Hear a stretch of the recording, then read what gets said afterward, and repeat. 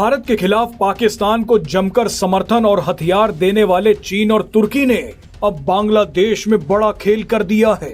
भारतीय सीमा से 15 किलोमीटर दूर बांग्लादेश के जंगलों में चीन रंगे हाथों पकड़ा गया है। चीन के अलावा तुर्की ने अखंड बांग्लादेश की बातें शुरू कर दी हैं। तुर्की के कहने पर बांग्लादेश के एक आतंकी संगठन ने भारत के राज्यों को अपना बताकर इस्लामिक सल्तनत का एक नया नक्शा जारी किया है। इस नक्शे में बांग्लादेश के आतंकियों ने भारत के कई राज्यों को अपना बताया है, लेकिन भारत ने भी बहुत बड़ा एक्शन ले लिया है। भारत ने खतरे को भांपते हुए बांग्लादेश के खिलाफ एक बड़ा ऐलान कर दिया है। यह ऐलान इसलिए किया गया है ताकि बांग्लादेश आगे चलकर चीन और तुर्की के लिए पाकिस्तान जैसा लॉन्च पैड ना बन जाए। भारत ने क्या एक्शन लिया है उसे देखने से पहले आप ये देखिए कि चीन और तुर्की बांग्लादेश में क्या करते पकड़े गए हैं। शुरुआत चीन से करते हैं। भारतीय सीमा से लगभग 15 किलोमीटर दूर बांग्लादेश के जंगलों में चीन ने अपनी एक सीक्रेट टीम भेजी है। दरअसल बांग्लादेश चीन की मदद से भारतीय सीमा के पास बेकार पड़े अपने लाल मोनीरहाट एयरबेस को दोबारा बनाने की योजना कर रहा है। बांग्लादेश का लाल मोनीरहाट एयरबेस भारतीय सीमा से लगभग 15 किलोमीटर, तो वहीं चिकन्स नेक यानी सिलीगुड़ी कॉरिडोर से 135 किलोमीटर दूर है। यानी बांग्लादेश का ये एयरबेस भारत के लिए एक बहुत बड़ा खतरा है। चीन के कुछ अधिकारियों ने हाल ही में इस जगह का दौरा किया है। लाल मोनीरहाट एयरबेस बांग्लादेश की वायुसेना के नियंत्रण में है, लेकिन ये फिलहाल बंद है।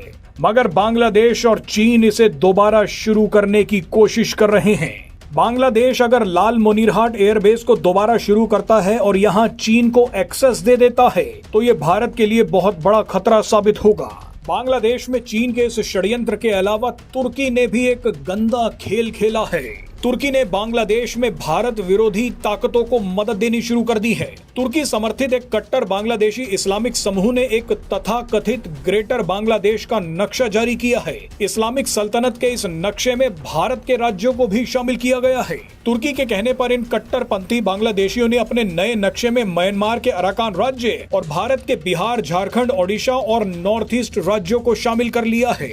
यानी साफ तौर पर देखा जा सकता है कि पाकिस्तान के बाद अब बांग्लादेश भारत के खिलाफ हमलों का नया ठिकाना बन सकता है। मगर भारत ने भी तुरंत 2 बड़े एक्शन ले लिए। सबसे पहले तो भारतीय सेना ने सिलीगुड़ी कॉरिडोर के पास अपने सैकड़ों हथियार उतार दिए और दागने शुरू कर दिए। जिस सिलीगुड़ी कॉरिडोर पर चीन और बांग्लादेश की नजर है, उसी सिलीगुड़ी कॉरिडोर पर भारतीय सेना ने भयंकर युद्धाभ्यास किया है। भारत ने दिखा दिया है कि अगर बांग्लादेश की तरफ से कोई खतरा आएगा तो उसका हाल पाकिस्तान से भी बुरा कर दिया जाएगा। भारतीय सेना ने दिखाया है कि जिस तरह से हमारे स्वदेशी हथियारों ने पाकिस्तान से आए चीन और तुर्की के हथियारों को मिट्टी में मिला दिया, अब उससे भी बुरा हाल बांग्लादेश का किया जाएगा। भारत ने बांग्लादेश को अपनी सेना का ट्रेलर दिखाने के बाद एक बड़ा कूटनीतिक एक्शन भी ले लिया। भारत ने बांग्लादेश के कई सामानों के लिए भारतीय लैंड रूट्स को बंद कर दिया है। बांग्लादेश का अब कोई सामान सड़क के रास्ते नॉर्थ ईस्ट राज्यों में नहीं जाएगा। भारत धीरे धीरे बांग्लादेश को नॉर्थ ईस्ट राज्यों में पूरी तरह से बैन कर देगा।